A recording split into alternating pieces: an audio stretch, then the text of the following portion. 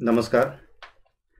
भारतातील उच्च शिक्षण व्यवस्थेमध्ये अनेक वेगवेगळ्या प्रकारचे नवनवीन प्रयोग आपण यापूर्वीच्या कालावधीत देखील पाहिलेले आहेत.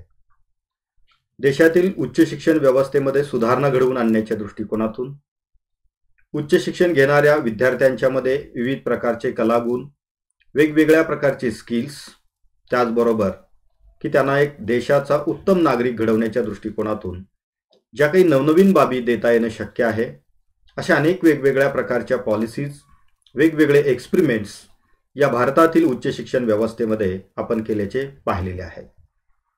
अलीकडच्या कालावधीत भारतातील प्रामुख्याने काही महत्त्वाच्या राज्यामध्ये ऑटोनॉमस कॉलेजची जी संकल्पना आहे ही अधिक वृद्धिंगत होत असल्याचे आपल्याला दिसून येत आहे.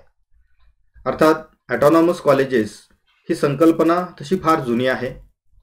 प्रामुख्याने जर आपण केरळ, आंध्र प्रदेश, तमिळनाडू यासारख्या राज्यांच्या मध्ये जर आपण पाहिलं तर यापूर्वीच खूप मोठ्या प्रमाणात ऑटोनॉमस कॉलेजेस या राज्यांच्या मध्ये कार्यरत असल्याचे आपल्याला पाहायला मिळते. परंतु प्रामुख्याने महाराष्ट्रासारख्या राज्यामध्ये जर आपण पाहिलं तर अलीकडील कालावधीमध्ये वेगवेगळ्या विद्यापीठातील जी महाविद्यालये आहेत, वेगवेगळ्या उच्च शिक्षण संस्था ज्या आहेत की त्या कॉलेजला ऑटोनॉमी घेण्याचा प्रयत्न करत आहेत. किंबहुना अनेक महाविद्यालये हे ऑटोनॉमस कॉलेजेस म्हणून त्या ठिकाणी आज काम करू लागलेले आहेत. या ऑटोनॉमस कॉलेजच्या संकल्पनेबद्दल, त्याचबरोबर त्याच्या कामकाजाबद्दल आणि याचे फायदे तोटे या अनुषंगाने अनेक वेगवेगळ्या प्रकारचे विचार प्रवाह हे आपण त्या ठिकाणी ऐकलेले असतील किंवा त्याविषयी आपण वाचलेलं देखील असेल. आज आपण प्रामुख्याने हे ऑटोनॉमस कॉलेजची संकल्पना काय आहे, यासाठीच्या UGCच्या प्रोव्हिजन्स काय आहेत, ऑटोनॉमस कॉलेजेस नेमकी कोणत्या पद्धतीने काम करत असतात आणि त्यासाठी आवश्यक असणाऱ्या काही बाबी ज्या आहेत यावरती आज आपण चर्चा करणार आहोत. सर्वप्रथम महत्त्वाचा जो प्रश्न आपल्यासमोर निर्माण होतो तो म्हणजे की सध्याच्या ॲफिलिएटेड सिस्टममध्ये एका विद्यापीठाला ॲफिलिएट असणारी 200, 150, 100 अशी वेगवेगळ्या विद्यापीठामध्ये जर आपण पाहिलं तर वेगवेगळी महाविद्यालयांची संख्या असल्याची आपल्याला पाहायला मिळते. या ॲफिलिएटेड सिस्टममध्ये देखील विद्यार्थ्यांना उत्तम व दर्जेदार शिक्षण देण्याची व्यवस्था अनेक विद्यापीठांच्या मध्ये केलेली असताना देखील ही कॉलेज लेवलला ऑटोनॉमी किंबहुना अकॅडमिक ऑटोनॉमीची आवश्यकता नेमकी का आहे, या गोष्टीवरती देखील अनेक वेळा प्रश्नचिन्ह हे निर्माण झालेले आपल्याला पाहायला मिळतात. मित्रो, आपण जर पाहिलं तर सध्याच्या ॲफिलिएटेड सिस्टममध्ये एका विद्यापीठाला ॲफिलिएटेड असणारी 100 किंवा 100 पेक्षा अधिक महाविद्यालये हे एकाच प्रकारचा अभ्यासक्रम सर्व प्रकारच्या विद्यार्थ्यांच्यासाठी देत असल्याचे आपल्याला पाहायला मिळत आहे. प्रामुख्याने जर आपण विचार केला, जी विद्यापीठे महानगरामध्ये आहेत, जी विद्यापीठे शहरी भागामध्ये आहेत, अशा शहरी भागामधील किंवा महानगरातील विद्यापीठांनी तयार केलेला अभ्यासक्रम हा ग्रामीण भागातील विद्यार्थ्यांच्यासाठी देखील तोच असतो, अर्धनागरी भागातील विद्यार्थ्यांच्यासाठी देखील तोच असतो आणि या महानगरामध्ये शिक्षण घेणाऱ्या विद्यार्थ्यांच्यासाठी देखील तोच असतो. मात्र वास्तविक परिस्थिती जर आपण पाहिली तर त्या संपूर्ण या विद्यापीठ परिक्षेत्रातील जर आपण व्हेरिएशन जर आपण पाहिलं, त्याच्यामधील विविधता किंवा असमतोल जर आपण त्या ठिकाणी पाहिला तर अशा अनेक वेगवेगळ्या दृष्टिकोनातून जर आपण विचार केला तर आपल्याला निश्चित असं त्या ठिकाणी म्हणता येईल की या विद्यापीठामध्ये असणारी जी विविध महाविद्यालये आहेत आणि त्यामध्ये अध्ययन अध्यापन करणारी जी काही संपूर्ण कम्युनिटी आहे, विशेषतः विद्यार्थी वर्ग जो आहे की त्यांच्या क्षमता, त्यांच्या अपेक्षा आणि त्यांचे फ्युचर प्रॉस्पेक्ट्स जे आहेत हे वेगवेगळे आहेत. मात्र त्या अनुषंगाने अभ्यासक्रमामधली विविधता किंवा त्या प्रकारचं वैविध्य हे आपल्याला त्या ठिकाणी ठेवता येत नाही. कारण ॲफिलिएटेड सिस्टममध्ये एका विशिष्ट विद्यापीठाने तयार केलेला अभ्यासक्रम, परीक्षा पद्धती ही त्या ॲफिलिएटेड असणाऱ्या सर्व महाविद्यालयांच्या मध्ये ही समान पद्धतीने राबवली जात असते. त्यामध्ये कदाचित शाखेनुसार किंवा विषयानुसार काही प्रमाणात त्याच्यामध्ये तफावत असू शकते. मात्र एखादा विशिष्ट विषय हा सर्व क्षेत्रामध्ये असणाऱ्या सर्व विद्यापीठातील सर्व कॉलेजेसमध्ये हे सारख्याच पद्धतीने त्या ठिकाणी शिकवण्याची व्यवस्था ही अपेक्षित असते. मात्र जर आपण पाहिलं तर त्या ठिकाणी जे उच्च शिक्षण क्षेत्रामध्ये गेली अनेक वर्षे कार्यरत आहेत अशा शिक्षकांना देखील त्या ठिकाणी जाणवलं असेल की यामधली जी काही समानता आहे ही काही वेळेला खटकणारी आहे. स्थलकाल निरपेक्ष जर आपण सापेक्ष जर आपण विचार केला तर त्या परिस्थितीनुसार त्याच्यामध्ये काही बदलाची आवश्यकता असते.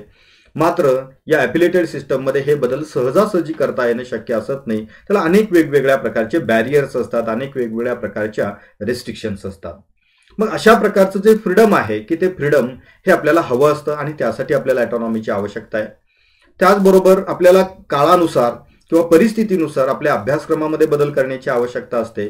मात्र तो अधिकार हा त्या ठिकाणी या ॲफिलिएटेड सिस्टममध्ये इंडिव्हिज्युअल महाविद्यालयाला नसतो. आणि हा अधिकार जर आपल्याला प्राप्त करून घ्यायचा असेल तर आपल्याला कॉलेजला ॲटॉनॉमी घेणं हे अत्यंत आवश्यक आहे. म्हणजे त्यामध्ये अगदी लोकल नीड्स असतील आणि ग्लोबल नीड्स असतील, या दोन्हीला कुठेतरी त्या ठिकाणी ब्रिज करून एक चांगल्या पद्धतीचा अभ्यासक्रम या विद्यार्थ्यांच्यासाठी आपल्याला द्यायचा असेल तर आपल्याला त्या ठिकाणी अशा प्रकारची अकॅडमिक ॲटॉनॉमी जी आहे ती त्या ठिकाणी खूप उपयुक्त ठरत असते. बऱ्याच वेळेला टीचर कम्युनिटी समोर अनेक वेगवेगळ्या प्रकारचे जे परसेप्शन्स असतात, अनेक वेगवेगळ्या प्रकारच्या इच्छा आकांक्षा ज्या असतात या विद्यार्थ्याकडून व्यक्त केल्या जात असतात, की ज्यामध्ये प्रामुख्याने जर आपण पाहिलं तर आपल्याला असं लक्षात येईल की विद्यार्थ्यांना वेगवेगळ्या प्रकारच्या अकॅडमिक दृष्टिकोनातून जर आपण पाहिलं तर एक्सपेक्टेशन्स असतात. मात्र सध्याचं जे अभ्यासक्रम आहे आणि अभ्यासक्रमाची जी काही परिसीमा आहे किंवा बॉर्डर जे आहेत त्या बॉर्डरमध्ये आपल्याला या विद्यार्थ्यांच्या सर्व अपेक्षांची पूर्तता करणं हे सहज शक्य होत नाही. आणि या सगळ्या गोष्टी जर आपल्याला करायच्या असतील तर आपल्याला ॲटॉनॉमीची आवश्यकता असते.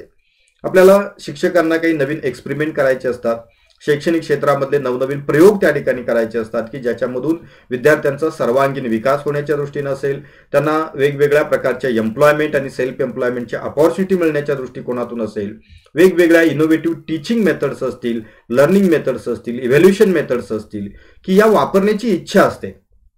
परंतु या विद्यापीठ ॲफिलिएटेड सिस्टममध्ये जर आपण पाहिलं तर एका विशिष्ट सीमेच्या बाहेर जाऊन अध्ययन, अध्यापन किंवा इव्हॅल्युएशनची प्रक्रिया ही राबवता येणे शक्य असत नाही. म्हणजे याच्यासाठी आपल्याला कुठेतरी फ्रीडमची आवश्यकता असते आणि ते फ्रीडम आपल्याला प्रामुख्याने या ॲटॉनॉमीच्या माध्यमातून आपल्याला मिळू शकतं. सर्वात महत्त्वाचा जो भाग आहे तो म्हणजे विद्यार्थ्याचं समाधान करण्याच्या दृष्टिकोनातून ही शिक्षण व्यवस्था जर आपल्याला व्यवस्थितपणे राबवायची असेल तर त्यासाठी देखील अकॅडमिक ऑटोनॉमीची आवश्यकता आहे. मात्र ही अकॅडमिक ऑटोनॉमी ही त्या ठिकाणी जरी लिबर्टी असली तरी ती त्या ठिकाणी अकाउंटेबिलिटी सहित मिळणारी ही त्या ठिकाणी लिबर्टी किंवा हे फ्रीडम असतं. एका विशिष्ट लिमिटमध्ये मिळणारं हे फ्रीडम की आपल्याला विद्यार्थी कल्याणासाठी वापरणं हे ह्याच्यामधला सर्वात महत्त्वाचा क्रुशियल पॉईंट असतो. कधी कधी असं म्हटलं जातं की अकॅडमिक ऑटोनॉमी ही एक दुधारी तलवार आहे, ज्याच्यामध्ये तुम्हाला मिळालेलं स्वातंत्र्य हे जर अत्यंत उत्तम पद्धतीनं जर आपण वापरलं तर त्यामधून विद्यार्थ्यांची अत्यंत उत्तम प्रकारची प्रगती साध्य करता येणे शक्य होईल. त्यांना चांगल्या प्रकारच्या जॉब, एम्प्लॉयमेंट आणि सेल्फ एम्प्लॉयमेंटची अपॉर्च्युनिटी प्रोव्हाइड करता येणे शक्य होणार आहे. त्या विद्यार्थ्यांचे जे काही स्किल्स आहेत हे ग्लोबल लेवलचे स्किल्स त्यांच्यामध्ये इन्कल्केट करता येणं आपल्याला त्या ठिकाणी शक्य होणार आहे. मात्र जर या फ्रीडमचा उपयोग किंवा त्याचा जर वापर जर आपण चुकीच्या पद्धतीनं करायला सुरुवात केली तर त्यामधून अनेक वेळा खूप काही नुकसानदायक बाबी देखील होण्याची शक्यता असते. मात्र आजपर्यंत जर आपण जगभरातीलच नव्हे तर महाराष्ट्रातील किंवा देशातील अनेक वेगवेगळ्या अकॅडमिक ऑटोनॉमी घेतलेल्या महाविद्यालय असतील, वेगवेगळ्या इन्स्टिट्यूट्स असतील, त्यांचा जर स्टेटस आपण पाहिला, त्या विद्यार्थ्यांची जर क्षमता आपण पाहिल्या, त्यांची डेव्हलपमेंट जर आपण पाहिली तर निश्चितपणे आपण त्या ठिकाणी म्हणू शकतो की अकॅडमिक ऑटोनॉमी हे विद्यार्थ्यांच्या हिताची असते, इन्स्टिट्यूटच्या हिताची असते आणि ओव्हरऑल कम्युनिटीच्या दृष्टिकोनातून याचे खूप चांगले फायदे याच्यातून मिळू शकतात की ज्यामधून आपण अकॅडमिक एक्सलन्सकडे, प्रोफेशनल एक्सलन्सकडे की या माध्यमातून आपण जाऊ शकतो आणि त्यासाठी ही अकॅडमिक ऑटोनॉमी जी आहे ती अत्यंत महत्त्वाची असते. आता दुसरा महत्त्वाचा जो भाग आहे तो म्हणजे की सध्या UGCची जी काही कॉलेज लेवल ऑटोनॉमीची जी स्कीम आहे त्या स्कीममधले काही एलिजिबिलिटी क्रायटेरिया जर आपण पाहिले तर सर्वात महत्त्वाचा एलिजिबिलिटी क्रायटेरिया जो आहे की ज्या कॉलेजला, ज्या इन्स्टिट्यूटला अकॅडमिक ऑटोनॉमी हवी आहे, UGC कडून ऑटोनॉमी हवी आहे, अशा संस्थेला किंवा अशा कॉलेजेसना की त्या ठिकाणी स्थापन होऊन किमान 10 वर्षे पूर्ण झालेली असणं आवश्यक आहे. म्हणजे किमान त्या संस्थेचं किंवा त्या अकॅडमिक युनिटचं जे अस्तित्व आहे ते किमान 10 वर्षापर्यंत असणं गरजेचं आहे. त्याचबरोबर त्या संबंधित कॉलेजेसनी की नॅक ॲक्रिडेशन करून घेतलेलं असणं गरजेचं आहे आणि ते ज्या कालावधीमध्ये आपण अकॅडमिक ऑटोनॉमीसाठी अप्लाय करत असतो की त्यावेळेला त्याचा स्कोर जो आहे किंवा जी काही ग्रेड आहे, नॅक ग्रेड जी आहे ती त्या कालावधीमध्ये व्हॅलिड असली पाहिजे आणि त्यामध्ये मिनिमम A ग्रेड मिळालेलं महाविद्यालय असणं हे त्या ठिकाणी अत्यंत आवश्यक आहे. म्हणजे अप्लाय जर आपल्याला करायचं असेल तर त्यासाठी किमान नॅकची A ग्रेड आपल्या इन्स्टिट्यूटला किंवा आपल्या कॉलेजला मिळालेली असणं अत्यंत आवश्यक आहे. त्याचबरोबर काही वेळेला संदिग्धता काही लोकांच्या मनामध्ये अशी निर्माण झालेली आहे की ही जी काही ऑटोनॉमी आहे ती फक्त ग्रँटिनेड कॉलेजेसनाच घेता येते का, तर असं अजिबात नाही. जे कॉलेजेस सेल्फ फायनान्स आहेत, अनएडेड कॉलेजेस आहेत आणि एडेड कॉलेजेस आहेत, अशा सर्व प्रकारच्या कॉलेजेस आणि इन्स्टिट्यूटला ही UGC कडून ही ऑटोनॉमी त्या ठिकाणी प्राप्त होऊ शकते. म्हणजे ग्रँटिन एड असणं किंवा नसणं हा त्याच्यामधला कुठल्याही प्रकारचा बॅरियर नाही. तर यामध्ये फक्त फरक असा असतो की ज्या कॉलेजेसला अकॅडमिक ऑटोनॉमीसाठी अप्लाय करण्याची इच्छा आहे आणि त्यांचा जर नॅकचा स्कोर 3 ते 3.25 या दरम्यान जर त्या ठिकाणी असेल तर अशा कॉलेजेसला अकॅडमिक ऑटोनॉमी देण्याकरिता यूजीसी कडून त्या ठिकाणी एक कमिटी फॉर्म केली जाते आणि त्या कमिटीकडून व्हिजिट केली जाते आणि व्हिजिट नंतरचा जो रेकमेंडेशनचा रिपोर्ट जातो त्या बेसिसवरती अकॅडमी अवॉर्ड करण्याबाबतचा निर्णय हा गव्हर्निंग काउन्सिलमध्ये घेतला जात असतो. मात्र जर संबंधित इन्स्टिट्यूटला किंवा कॉलेजला जर त्या ठिकाणी नॅकची ग्रेड A+ असेल 3.26 किंवा त्यापेक्षा अधिक त्या ठिकाणी CGPA जर असेल तर अशा कॉलेजेससाठी अकॅडमी अवॉर्ड करण्याकरिता कोणत्याही प्रकारची यूजीसी कमिटी व्हिजिट करण्यासाठी येणार नाही. जे विदाउट एक्सपर्ट कमिटी व्हिजिट ही त्या ठिकाणी ऑटोनॉमी आपल्याला दिली जाणार आहे. मात्र त्यासाठी आपला नॅक स्कोर जो आहे, नॅक ग्रेडचा CGPA जो आहे तो 3.25 पेक्षा अधिक असणं हे अत्यंत आवश्यक आहे. त्याचबरोबर जी एक्झिस्टिंग ऑटोनॉमस कॉलेजेस आहेत त्यांनी ऑटोनॉमी मिळवल्यानंतर जर त्या ठिकाणी नॅक ग्रेड ही 3.51 किंवा त्यापेक्षा जास्त मिळवलेली असेल तर त्यांना देखील विदाउट एक्सपर्ट कमिटी व्हिजिट पुढील 10 वर्षासाठी त्या ठिकाणी अकॅडमिक ऑटोनॉमी ही अवॉर्ड केली जात असते. तर हे सर्वसाधारणपणे त्या ठिकाणी अकॅडमिक ऑटोनॉमी देण्याबाबतचे हे महत्त्वाचे एलिजिबिलिटी क्रायटेरियाज आहेत. तर अकॅडमिक ऑटोनॉमी प्राप्त झाल्यानंतर यूजीसी कडून आपल्याला काही वित्तीय मदत मिळते का, हा एक अत्यंत महत्त्वाचा भाग आहे की इथे आपण चार्टमध्ये जे पाहत असाल तर हे अकॅडमिक ऑटोनॉमी मिळालेल्या कॉलेजेसना किंवा इन्स्टिट्यूटला जी ग्रँटीन एड मध्ये असणारी जी महाविद्यालय आहेत अशा महाविद्यालयांनाच यूजीसी कडून हे ऑटोनॉमी ग्रँट या हेड खाली हे अनुदान त्या ठिकाणी प्राप्त होत असतं. मात्र केवळ एवढ्या अनुदानापुरती ही बाब मर्यादित नसते, तर यूजीसीच्या माध्यमातून वेगवेगळ्या मिनिस्ट्रीच्या माध्यमातून किंवा वेगवेगळ्या जे काही ग्रँट प्रोव्हाइड करणारे जे अथॉरिटीज आहेत त्यामध्ये रुसा असेल, स्टेट गव्हर्नमेंट असेल, केंद्र शासन असेल की यांच्याकडून जेव्हा जेव्हा अनुदानाचं वाटप केलं जातं तेव्हा त्या ठिकाणी ऑटोनॉमस कॉलेजेसना प्रायोरिटीनं त्या ठिकाणी अनुदान वाटपाची व्यवस्था ही केलेली असते की ज्याचा खूप मोठा बेनिफिट हा ऑटोनॉमस कॉलेजेसना त्या ठिकाणी प्राप्त होत असतो. त्याच्याबरोबरच यूजीसी कडून प्रतिवर्षी ही त्या ऑटोनॉमस कॉलेजेसना काही विशिष्ट ऑटोनॉमिक ग्रँट ही त्या ठिकाणी दिली जात असते. जर सपोज त्या ठिकाणी आपलं महाविद्यालय फक्त अंडर ग्रॅज्युएट म्हणजे BA, BCom, BSc असे त्या ठिकाणी पदवीपर्यंतचे प्रोग्राम त्या ठिकाणी चालवत असेल आणि ते जर त्या ठिकाणी सिंगल फॅकल्टी कॉलेज असेल तर अशा कॉलेजेसला 9 लाख रुपये दरवर्षी. जर मल्टी फॅकल्टी कॉलेज असेल म्हणजे 2 किंवा 2 पेक्षा अधिक फॅकल्टी त्यामध्ये असतील, आर्ट्स कॉमर्स किंवा आर्ट्स सायन्स, कॉमर्स सायन्स जे 2 किंवा 2 पेक्षा अधिक फॅकल्टी असतील तर दरवर्षी 15 लाख रुपये इतकं अनुदान हे यूजीसी कडून संबंधित महाविद्यालयाला दिलं जातं. आणि जर महाविद्यालयामध्ये यूजी प्रोग्राम बरोबरच पोस्ट ग्रॅज्युएट प्रोग्राम म्हणजे MA, MSc, MCom यासारखे प्रोग्राम जर असतील तर अशा महाविद्यालयामध्ये जर ते सिंगल फॅकल्टी असेल तर त्या ठिकाणी 10 लाख रुपये आणि मल्टी फॅकल्टी कॉलेज असेल तर अशा महाविद्यालयाला 20 लाख रुपयाचं अनुदान हे प्रतिवर्षी दिलं जातं.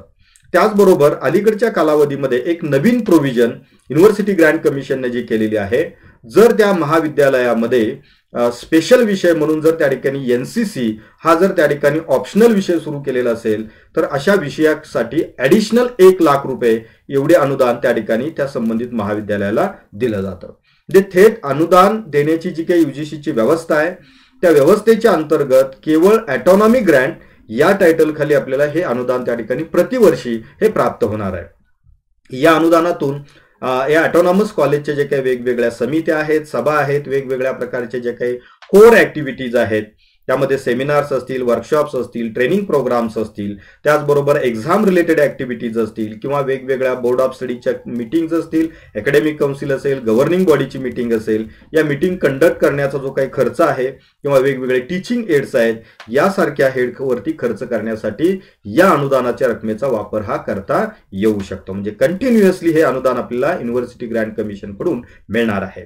या व्यतिरिक्त आपल्याला प्रेफरन्सनी रुसाच्या ग्रँट्स असतील, त्याचबरोबर त्या ठिकाणी गव्हर्नमेंट ऑफ इंडियाच्याकडून दिल्या जाणाऱ्या वेगवेगळ्या प्रकारच्या ग्रँट्स असतील, वेगवेगळ्या प्रकारच्या इतर ज्या अथॉरिटीज आहेत मग त्यामध्ये ICSSR असेल, त्याचबरोबर DBT असेल किंवा इतर वेगवेगळ्या स्कीम्स असतील, त्या स्कीमच्या अंतर्गत देखील आपल्याला अधिकचं अनुदान हे ऑटोनॉमस कॉलेजेसना प्राधान्याने हे उपलब्ध करून देण्याची व्यवस्था ही याच्यामध्ये केलेली असते.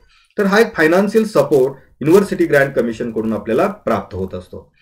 तर सर्वात महत्त्वाचा जो भाग आहे तो म्हणजे ऑटोनॉमी अवॉर्ड करण्याची जी प्रोसेस आहे तो प्रोसेस फ्लो जर आपण पाहिला तर या चार्टमध्ये आपण पाहत असाल की ज्या महाविद्यालयाचा स्कोर नॅक स्कोर हा 3.26 पेक्षा कमी आहे, म्हणजे तो 3.25 पर्यंत जर असेल, 3 ते 3.25 पर्यंत असेल, तर अशा महाविद्यालयाला यूजीसीची एक एक्सपर्ट कमिटी त्या ठिकाणी व्हिजिट करत असते. अर्थात वेगवेगळ्या विद्यापीठामध्ये त्या विद्यापीठाची देखील लोकल इन्क्वायरी कमिटी देखील व्हिजिट करत असते. अलीकडच्या कालावधीमध्ये अशी विद्यापीठाची कमिटी देखील आता बंद झालेली आहे. पूर्वी त्या ठिकाणी संबंधित विद्यापीठाकडून एक लोकल इन्क्वायरी कमिटी अपॉइंट केली जात होती आणि ती कमिटी कॉलेजला व्हिजिट करून तसा रिपोर्ट यूजीसीला सादर करत होते आणि त्यानंतर यूजीसीची एक्सपर्ट कमिटी संबंधित महाविद्यालयाला व्हिजिट करत होती. मात्र आता या पद्धतीमध्ये खूप मोठा बदल झालेला आहे की आपण त्या ठिकाणी ऑनलाईन अर्ज यूजीसीला केल्यानंतर या अर्जाची प्रत आपल्या संबंधित ॲफिलिएटेड युनिव्हर्सिटीला दिल्यानंतर थेट युनिव्हर्सिटीकडून संबंधित जो ॲप्लिकेशन आहे ते त्या ठिकाणी यूजीसीला फॉरवर्ड केलं जातं. फॉरवर्ड केल्यानंतर यूजीसी त्या ठिकाणी एक्सपर्ट कमिटी अपॉइंट करते आणि एक्सपर्ट कमिटी कॉलेजला व्हिजिट करून त्या ठिकाणी त्या संबंधित कॉलेजची स्थिती, त्या कॉलेजची फायनान्शियल सिच्युएशन, अकॅडमिक सिच्युएशन आणि त्यांच्या कॅपॅबिलिटीज या सर्व गोष्टींचा विचार करून यूजीसीला संबंधित कॉलेजला अकॅडमिक ऑटोनॉमी अवॉर्ड करण्याबाबतचं रेकमेंडेशन देत असते. हे रेकमेंडेशन दिल्यानंतर यूजीसीची जी स्टँडिंग कमिटी आहे या स्टँडिंग कमिटीमध्ये तो अहवाल किंवा रेकमेंडेशन वाचल्या जातात, त्याला मान्यता दिली जाते आणि त्यानंतर की संबंधित कॉलेजला ऑटोनॉमी अवॉर्ड केल्याबद्दलचं लेटर किंवा त्याबाबतचं कम्युनिकेशन हे संबंधित महाविद्यालयाच्या ॲफिलिएटेड कॉलेजला आणि त्या संबंधित कॉलेजला हे कम्युनिकेट करून त्या ठिकाणी कळवलं जातं. म्हणजेच अकॅडमिक ऑटोनॉमी अवॉर्ड करण्याचा हा एक पहिला टप्पा असतो. त्यानंतर आपल्याला संबंधित विद्यापीठ जे आपलं ॲफिलिएटेड युनिव्हर्सिटी आहे त्या युनिव्हर्सिटीच्या मॅनेजमेंट काउन्सिलमध्ये एक त्या ठिकाणी ठराव पास केला जातो अकॅडमिक ऑटोनॉमी अवॉर्ड केल्याबद्दलचा आणि त्याबाबतचं एक नोटिफिकेशन संबंधित विद्यापीठाकडून देखील जारी केलं जातं. हे नोटिफिकेशन ज्या सर्व संबंधित अथॉरिटीज आहेत त्यांना कळवलं जातं आणि कॉलेजला देखील त्या ठिकाणी ती नोटिफिकेशन ही पाठवली जात असते. आणि जेव्हा ही नोटिफिकेशन आपल्याला प्राप्त होते तेव्हा आपल्याला खऱ्या अर्थानं ऑटोनॉमी प्राप्त झाली असं आपल्याला समजता येतं आणि त्यानंतर आपल्याला वास्तवतः ऑटोनॉमस कॉलेजची जी प्रोसेस आहे ती प्रोसेस आपल्याला पुढे रन करता येते. साधारणपणे हा प्रोसेस फ्लो आहे की ज्यावरून आपल्याला ऑटोनॉमी मिळवण्याचे जे काही वेगवेगळे टप्पे आहेत त्याच्यामधले काही महत्त्वाचे टप्पे याच्यावरून आपल्याला त्या ठिकाणी लक्षात येतील. आता सर्वात महत्त्वाचा भाग याच्यामध्ये जो असतो तो म्हणजे यूजीसी एक्सपर्ट कमिटी जी आहे, या एक्सपर्ट कमिटीमध्ये नेमके कोणकोणते मेंबर्स असतात. तर यामध्ये यूजीसी एक्सपर्ट कमिटीचे जे चेअरपर्सन असतात ते यूजीसी कडून अपॉइंट केलेले असतात. ते एखाद्या विद्यापीठाचे व्हाईस चान्सलर असतात. त्याचबरोबर त्यामध्ये मेंबर मध्ये एखाद्या विद्यापीठाचे प्रोफेसर त्याच्यामध्ये असतात. त्याचबरोबर एका ऑटोनॉमस कॉलेजचे प्रिन्सिपॉल हे त्या ठिकाणी मेंबर म्हणून काम करत असतात. त्याचबरोबर आपलं महाविद्यालय ज्या विद्यापीठाशी ॲफिलिएट आहे त्या विद्यापीठाचे कन्सर्न फॅकल्टीचे डीन, जर मल्टी फॅकल्टी असेल तर एकपेक्षा अधिक डीन त्या ठिकाणी नियुक्त केले जाऊ शकतात या कमिटीवरती आणि ते आपल्या एक्सपर्ट कमिटीमध्ये मेंबर म्हणून त्या ठिकाणी काम करतील. त्याचबरोबर ज्या राज्यामध्ये ते महाविद्यालय कार्यरत आहे त्या राज्य सरकारचं जे उच्च शिक्षण विभाग जो आहे त्याचे जे संचालक आहेत, संचालक किंवा त्यांनी जर त्या ठिकाणी डेप्यूट केले तर जॉईंट डायरेक्टर म्हणजे रिजनल जॉईंट डायरेक्टर जे असतात हे डायरेक्टर साहेबांच्या वतीने की त्या ठिकाणी या कमिटीमध्ये आपलं रिप्रेझेंटेशन हे करत असतात. त्याचबरोबर यूजीसीचे जॉईंट सेक्रेटरी जनरली त्या ठिकाणी आपल्या विभागामध्ये वेस्टर्न रिजन ऑफिसचे जे जॉईंट सेक्रेटरी आहेत ते त्या ठिकाणी कोऑर्डिनेटर म्हणून या कमिटीचे काम करत असतात. तर अशा प्रकारची एक ही सर्वसाधारण कमिटी असते. या कमिटीकडून संबंधित महाविद्यालयाला व्हिजिट केली जाते आणि त्या व्हिजिट नंतर आपल्या शिफारसीचा जो अहवाल आहे तो युनिव्हर्सिटी ग्रँट कमिशनकडे सादर केला जात असतो. आता या संपूर्ण व्हिजिटमध्ये नेमक्या कोणत्या गोष्टी पाहिल्या जातात. अकॅडमिक ऑटोनॉमी अवॉर्ड करण्याच्या दृष्टिकोनातून यूजीसीने जे वेगवेगळे क्रायटेरिया निर्धारित केलेले आहेत हे क्रायटेरिया जर आपण त्या ठिकाणी पाहिले तर त्यामध्ये प्रामुख्याने 8 महत्त्वाचे क्रायटेरिया आहेत की ज्यामध्ये पहिला क्रायटेरिया जो आहे तो म्हणजे अकॅडमिक रेप्युटेशन, की आपल्या महाविद्यालयाचं अकॅडमिक रेप्युटेशन ज्या ज्या गोष्टीतून आपल्याला इंडिकेट करता येतं त्या सर्व गोष्टी कमिटी समोर प्रेझेंट करणं आवश्यक आहे. त्याचबरोबर महाविद्यालयामध्ये आज तागायत राबवलेल्या प्रोबॅबली लास्ट 5 इयरमध्ये ज्या काही अकॅडमिक ॲक्टिव्हिटी रन केलेल्या आहेत, एक्सटेन्शन ॲक्टिव्हिटी असतील, रिसर्चमधल्या अचिव्हमेंट्स असतील, वेगवेगळ्या प्रकारच्या फॅकल्टीच्या अचिव्हमेंट्स असतील, तर या सर्व अचिव्हमेंट ज्या आहेत त्या देखील याच्यामध्ये क्रायटेरिया नंबर 2 मध्ये अपेक्षित आहेत. थर्ड क्रायटेरियामध्ये quality and merit in the selection of students and teachers. यामध्ये विद्यार्थ्यांना प्रवेश देण्यासाठीची जी काही यंत्रणा आहे ती नेमकी काय, टीचर अपॉइंट करण्याची जी प्रोसेस आहे ती नेमकी यंत्रणा किंवा प्रोसेस काय आहे की ज्याच्याद्वारे आपण quality of students and quality of teachers हे असेस करत असतो, ती यंत्रणा नेमकी आपण काय राबवतो याची माहिती देखील एक्सपर्ट कमिटीला देणं अपेक्षित आहे. त्याचबरोबर ॲडिक्वेसी ऑफ द इन्फ्रास्ट्रक्चर, म्हणजे ऑटोनॉमी रन करण्याच्या दृष्टिकोनातून आपल्याकडचं जे काही उपलब्ध इन्फ्रास्ट्रक्चर आहे हे पुरेसं आहे काय, आणि जर त्या ठिकाणी ऑटोनॉमी मिळाल्यानंतर जर आपल्याला काही एक्सटेन्शन करायचं असेल तर इन्फ्रास्ट्रक्चरच्या एक्सपान्शनचा किंवा एक्सटेन्शनचा जो काही आपला प्रपोज्ड प्लॅन असेल तो प्लॅन देखील आपल्याला सोबत ठेवणं आणि तो प्रेझेंट करणं आवश्यक आहे. त्याचबरोबर क्वालिटी ऑफ इन्स्टिट्यूशनल मॅनेजमेंट, म्हणजे जी काय पॅरेंट ऑर्गनायझेशन आणि कॉलेज याच्यामध्ये या संदर्भात ज्या ज्या काही वेगवेगळ्या कमिटीज आहेत, वेगवेगळे बोर्ड्स आहेत की ज्याच्या माध्यमातून आपण प्रॉपर क्वालिटी ऑफ मॅनेजमेंट जे आहे ते मेंटेन करण्याचा प्रयत्न करत असतो, त्यासाठीची नेमकी व्यवस्था काय, सिस्टम्स काय, प्रोसिजर्स काय आहेत, या गोष्टी आपल्याला त्या ठिकाणी क्रायटेरिया नंबर 5 मध्ये या त्या ठिकाणी प्रेझेंट करणं किंवा त्याच्याबाबतची माहिती संबंधित कमिटीला देणं हे आवश्यक आहे. 6वा घटक जो आहे तो म्हणजे financial strength of the institution, की आपल्या कॉलेजचं जे काही फायनान्शियल पोटेन्शियल आहे आणि सध्याची जी काही आपली फायनान्शियल पोझिशन आहे की ती आपल्याला त्या ठिकाणी प्रेझेंट करावी लागते, की जेणेकरून अकॅडमिक ऑटोनॉमी मिळाल्यानंतर ज्या काही वेगवेगळ्या नवनवीन गोष्टी आपल्याला राबवायच्या आहेत, नवीन काही त्या ठिकाणी डेव्हलपमेंट आपल्याला करावयाची आहेत, की त्याच्यासाठी आवश्यक असणारा फायनान्स किंवा त्यासाठी आवश्यक असणारा जो काही निधी आहे तो आपल्याकडे असल्याबाबत काही पुरावे की या माध्यमातून आपल्याला त्या ठिकाणी कमिटीला दाखवणं अपेक्षित आहे. त्याचबरोबर त्या ठिकाणी रिस्पॉन्सिव्हनेस ऑफ द ॲडमिनिस्ट्रेटिव्ह स्ट्रक्चर, वेगवेगळ्या प्रकारच्या समस्या, वेगवेगळ्या प्रकारचे प्रॉब्लेम्स हे सॉल्व्ह करण्यासाठी किंवा त्या ठिकाणी मॅनेजमेंटचा जो सेन्सिटिव्हनेस जो आहे तो त्या ठिकाणी इंडिकेट करण्याच्या अनुषंगाने ज्या ज्या काही ॲक्टिव्हिटीज आपल्याकडे असतात, ज्या प्रोसेस आपण रन करत असतो त्या सर्व बाबी की याच्यामध्ये आपल्याला मग त्यामध्ये तक्रार निवारण कमिटी असतील, वेगवेगळ्या प्रकारचे जे काही त्या ठिकाणी ग्रीव्हन्स रिड्रेसल सेल सारख्या समित्या असतील की या संबंधित जी काही यंत्रणा की आपल्याकडे असेल की त्या गोष्टी असतील किंवा सिलेबस डेव्हलपमेंटच्या अनुषंगाने असेल, इन्फ्रास्ट्रक्चर डेव्हलपमेंटच्या अनुषंगाने असेल की दिलेल्या सूचनांचं प्रत्यक्ष अंमलबजावणी करण्याची जी यंत्रणा आपल्याकडे असते ती नेमकी कशी आहे ही देखील आपल्याला या क्रायटेरिया नंबर 7च्या माध्यमातून दाखवणं अपेक्षित आहे. त्यानंतर शेवटचा आणि महत्त्वाचा जो क्रायटेरिया याच्यामधला जो असतो तो म्हणजे motivation and involvement of the faculty in promotion of innovative reforms, म्हणजे जे सध्याची जी काही आपल्याकडचे फॅकल्टी मेंबर्स आहेत ते सध्या कोणकोणत्या प्रकारच्या इनोव्हेटिव्ह ॲक्टिव्हिटीज त्या ठिकाणी रन करत आहेत, कोणकोणत्या प्रकारच्या त्यांना मोटिवेशन्स महाविद्यालयाकडून दिल्या जात आहेत, मग स्टुडंटसाठी असतील, फॅकल्टीसाठीचे असतील, वेगवेगळे एक्सपेरिमेंट करण्याच्या बाबतीमधले असतील, रिसर्चच्या बाबतीमध्ये असतील, वेगवेगळे प्रोग्राम रन करण्याच्या बाबतीमध्ये असतील, वेगवेगळे कोर्सेस रन करण्याच्या बाबतीमध्ये असेल की जे काही आपण त्या ठिकाणी मोटिवेशनच्या प्रोव्हिजन, मग त्यांना ड्युटी लिव्ह देणं असेल, त्यांना फायनान्सची प्रोव्हिजन करणं असेल, त्यांना वेगवेगळ्या प्रकारच्या इन्फ्रास्ट्रक्चरल फॅसिलिटी प्रोव्हाइड करणं असेल आणि त्याच्या माध्यमातून त्यांची जी काही इन्व्हॉल्वमेंट आहे की ओव्हरऑल त्या ठिकाणी रिफॉर्मच्या दृष्टिकोनातून त्यांच्याकडून केले जाणारे जे प्रयत्न आहेत या सर्व प्रयत्नांची माहिती ही याच्या माध्यमातून आपल्याला त्या ठिकाणी कमिटी समोर देणं हे आवश्यक असणार आहे. साधारणपणे हे क्रायटेरिया जर आपण पाहिले तर यामध्ये कोणकोणत्या बाबी आपल्याला त्या ठिकाणी आपल्या डॉक्युमेंटेशनमध्ये तयार करून ठेवणं आवश्यक आहे ते जर आपण पाहिलं तर यामध्ये काही महत्त्वाच्या जनरल इन्फॉर्मेशन जी आपल्याला आवश्यक असते की ज्या पुढे आपल्याला प्रोसेससाठी अत्यंत गरजेचे असतात, की ज्यामध्ये प्रामुख्याने 2F आणि 12B certificate, NAAC certificate, ISO झालेलं असेल तर ISO सर्टिफिकेट आणि इतर काही आपले ॲक्रिडेशन्स असतील तर त्या संदर्भातली प्रमाणपत्र आपल्याकडे असायला हवीत. त्याचबरोबर आपलं महाविद्यालय जर ग्रँटीन एडमध्ये असेल, अनुदानित असेल तर त्याबाबतचं UG अनुदानित असेल किंवा UG आणि PG अनुदानित असेल तर दोन्ही युनिट्स हे अनुदानित असल्याबाबतचं गव्हर्नमेंट ऑफ महाराष्ट्राचं जे लेटर आहे हे त्या ठिकाणी आपल्याकडे तयार असायला पाहिजे. आपण ते त्या ठिकाणी जॉईंट डायरेक्टर ऑफिसमधून ते प्राप्त करून घेतलं पाहिजे.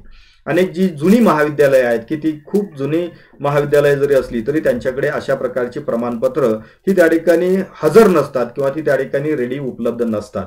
तर आपल्याला जर अकॅडमिक ऑटोनॉमीकडे जायचं असेल तर अशा काही गोष्टी ज्या आहेत की आपण त्या ठिकाणी केवळ अझूम करून चालणार नाही तर ते डॉक्युमेंट्स आपल्याकडे असायला पाहिजेत. त्याचबरोबर आपण ज्या विद्यापीठाला ॲफिलिएट आहोत त्या विद्यापीठाशी ॲफिलिएटेड असणारे आपले जेवढे काही कोर्सेस आहेत, जेवढे प्रोग्राम्स आहेत, UG प्रोग्राम असतील, PG प्रोग्राम्स असतील, या सर्व प्रोग्रामचे जे ॲफिलिएशनचे लेटर्स आहेत हे आपल्याकडे त्या ठिकाणी तयार असणं हे अत्यंत आवश्यक आहे. त्यामधून कोणताही कोर्स त्या ठिकाणी वगळला जाणार नाही याची देखील दक्षता आपण त्यामध्ये घेणं अत्यंत गरजेचं आहे. काही यूजीचे प्रोग्राम्स असतील, काही पीजीचे प्रोग्राम्स असतील, एमपील असेल, पीएचडी असेल, याचे जे काही त्या ठिकाणी ॲफिलिएशनची लेटर्स असतील ते आपल्याकडे तयार पाहिजेत. कारण अकॅडमिक ऑटोनॉमी अवॉर्ड करताना त्या महाविद्यालयामध्ये जे कोर्सेस आहेत त्या सर्व कोर्सेसला ऑटोनॉमी अवॉर्ड होत असते, ना की ती पार्शियल नसते. म्हणजे आपल्याला पार्शियल ऑटोनॉमी त्या ठिकाणी घेता येत नाही. म्हणजे एखाद्या पर्टिक्युलर महाविद्यालयामध्ये जेवढे कोर्सेस त्या ठिकाणी सध्या सुरू आहेत त्या सर्व कोर्सेसला वन टाइम ऑटोनॉमी ही अवॉर्ड केली जात असते. आणि ती अवॉर्ड करत असताना आपल्याकडे या सर्व कोर्सेसचे डॉक्युमेंट्स हे आपल्याकडे तयार असणं अत्यंत आवश्यक आहे. त्याचबरोबर आपल्याला प्रोग्राम वाईज इनटेक आणि स्पेशलायझेशनची माहितीचे चार्ट्स आपण तयार करून ते प्रिन्सिपल साहेबांची सही घेऊन ते सर्टिफाय करून त्या ठिकाणी ठेवणं अत्यंत आवश्यक आहे.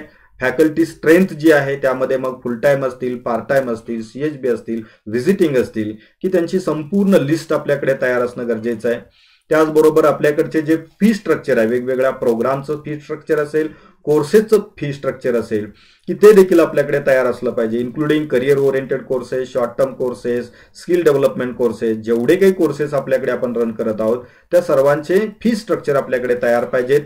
त्याचबरोबर teaching staff, non teaching staff या सर्व गोष्टी ज्या आहेत की त्याच्यामधले डिटेलिंग हे चार्ट सहित आपल्याला सर्टिफाय केलेले आवश्यक आहेत. त्यामध्ये सर्वात महत्त्वाचा जो भाग आहे तो म्हणजे त्या ठिकाणी कॅटेगरी वाईज, म्हणजे अकॅडमिक कॅटेगरीज असतील, सोशल कॅटेगरीज असतील, त्याच्यानुसार त्यांचं वर्गीकरण, सँक्शन पोस्ट आणि ॲक्च्युअल फुलफिल झालेल्या पोस्ट आणि वेकंट पोस्टची संख्या ही देखील आपल्याला त्या ठिकाणी त्या रिपोर्टमध्ये द्यावी लागते.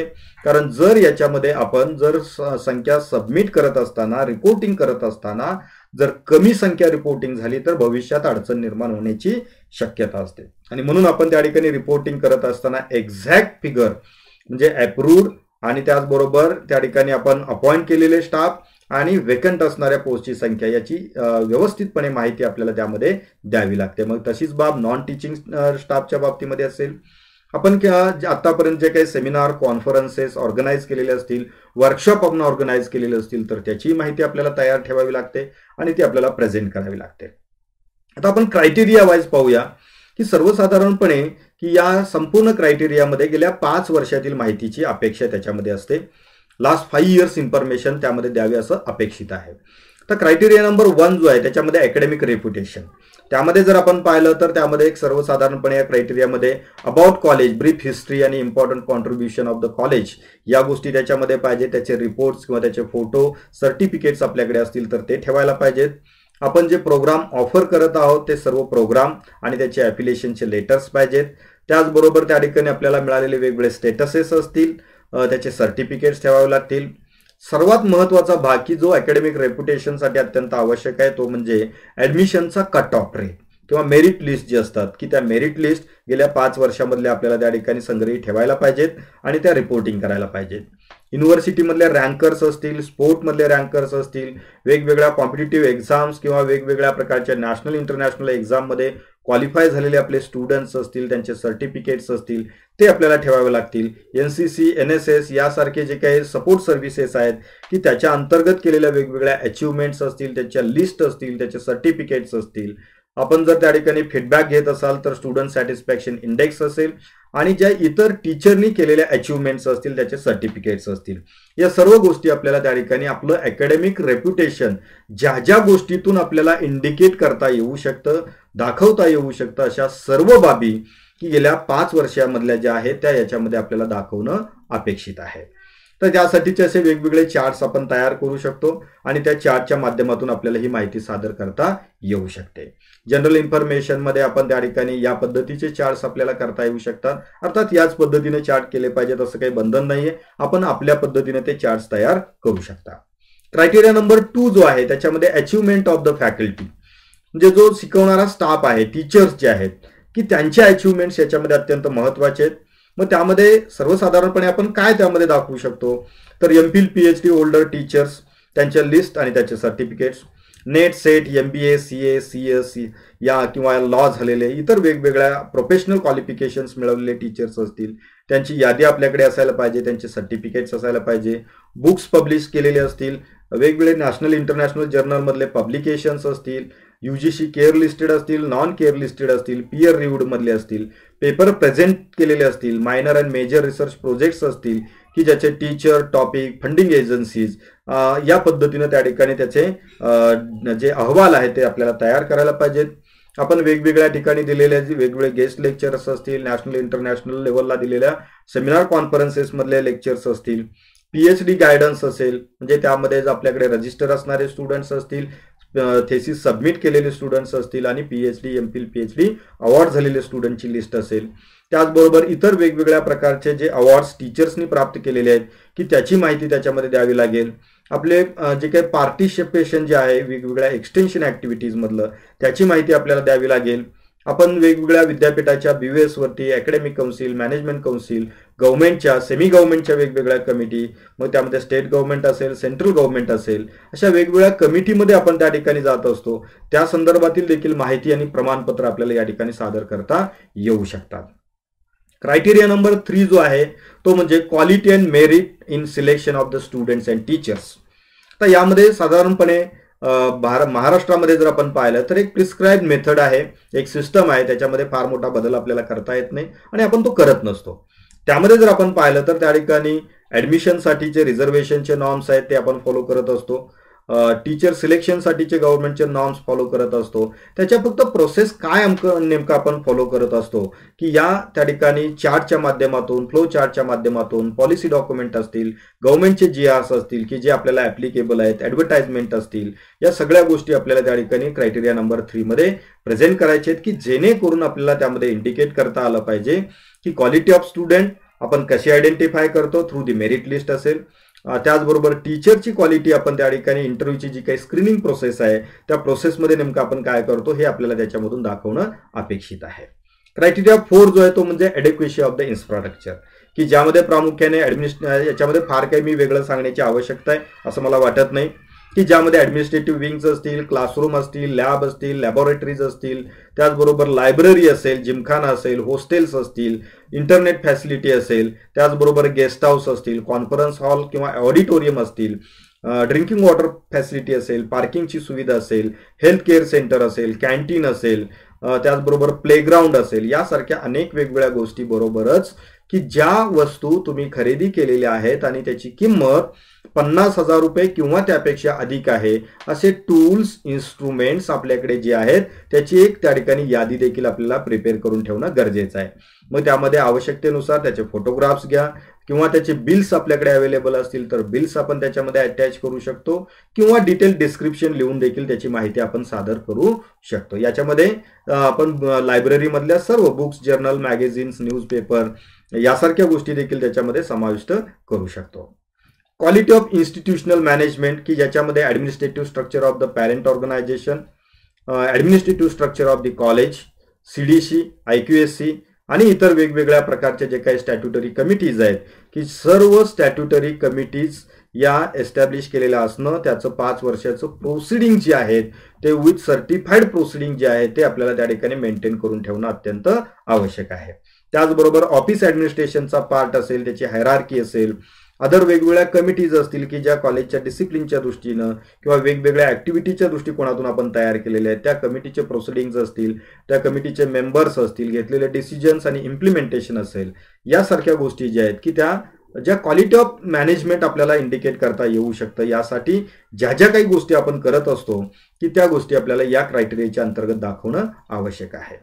रिस्पॉन्सिव्हनेस ऑफ द ऍडमिनिस्ट्रेटिव्ह स्ट्रक्चरमध्ये स्टुडंट ग्रीव्हन्सेस रिड्रेसल सेल असेल, कंप्लेंट बॉक्स असेल, त्याचे रिपोर्टिंग असेल, त्याचे प्रोसिडिंग्स असतील, स्टाफ ग्रीव्हन्स रिड्रेसल सिस्टम असेल, त्याचे रिपोर्ट्स असतील किंवा प्रोसिडिंग्स असतील, फीडबॅक मेकॅनिझम असेल, मग त्या ठिकाणी करिक्युलमसाठी असेल, इन्फ्रास्ट्रक्चरसाठी असेल, टीचिंग लर्निंगसाठी असेल, पॅरेंट्ससाठी असेल, अल्युमिनायसाठी असेल आणि ज्यांच्याकडे आपले स्टुडंट्स रिक्रूट होत असतात अशी जी इंडस्ट्री आहे किंवा रिक्रुटमेंट एजन्सीज आहेत त्यांच्याकडचे काही फीडबॅक असतील तर त्या संदर्भातलं अनालिसिस, त्याचबरोबर त्या ठिकाणी त्याचं एक्झिक्युशन, मेजर डिसिजन जे आपण घेतले आणि त्याचं इम्प्लिमेंटेशन जे आहे त्याही गोष्टी आपल्याला त्या ठिकाणी याच्यामध्ये रिस्पॉन्सिव्हनेसच्या क्रायटेरियामध्ये देणं अत्यंत आवश्यक असणार आहे.